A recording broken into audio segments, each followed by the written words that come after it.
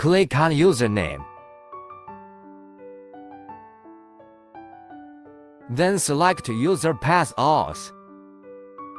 The country takes India as an example and chooses the sticky IP model. Time is optional. Copy the proxy host, username, and password here. Open the browser and select the new browser profile. Set a name. Click to Setting Proxy Server.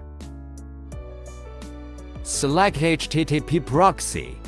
Copy the proxy host, port, account, and password. Then click Test Proxy.